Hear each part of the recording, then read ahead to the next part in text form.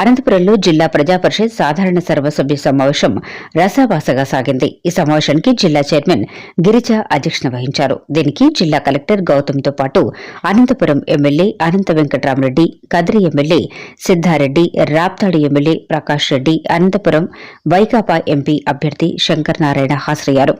సభా ప్రాంగణంలోనే ZPTC, MPP సభ్యులు సమస్యలను ఏకరువు పెట్టారు. గ్రామాల్లో పనులు చేపట్టి 2 ఏళ్లు గడుస్తున్నా బిల్లులు చెల్లించలేదని ఆందోళన వ్యక్తం చేశారు.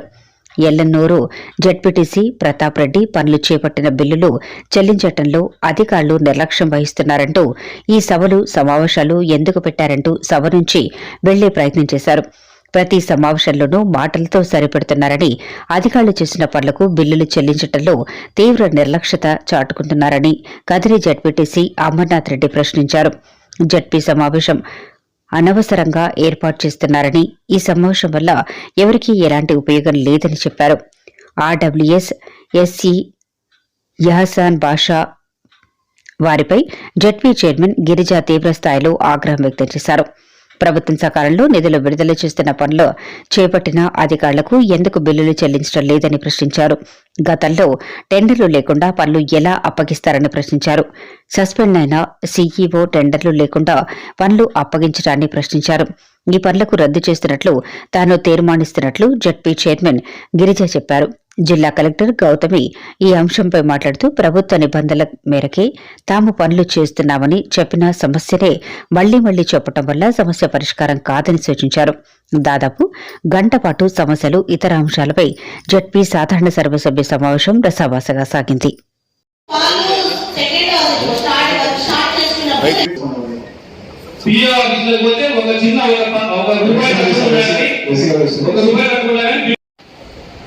అసలు రెస్పాన్సిబిలిటీ ఎమ్మెల్యే అంటే కేర్ లేదు, జడ్పీ చైర్మన్ అంటే కేర్ లేదు, ఎంపీపీ అంటే లేదు, జడ్పీటీసీ అంటే లేదు. ఎందుకు ఈ సభ ఎందుకు ఇవన్నీ ఎందుకు చేయాలి చెప్పండి?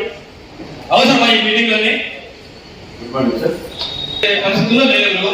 రాజకీయ నాయకులు ఎవరు డిపార్ట్మెంట్ వాళ్ళు ఫోన్ చేయకూడదు, చేస్తే నేను చేస్తాను.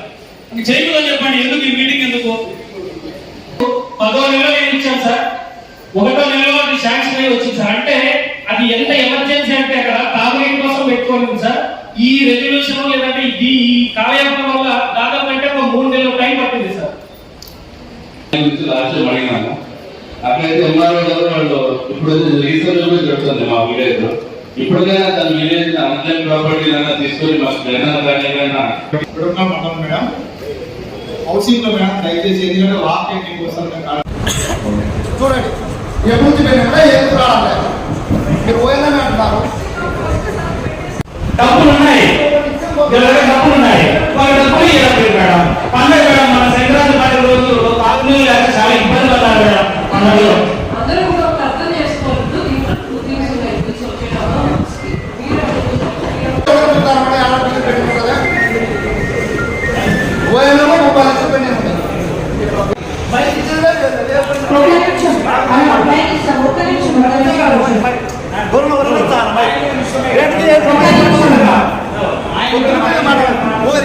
అంటే ఒకరు మాట్లాడితే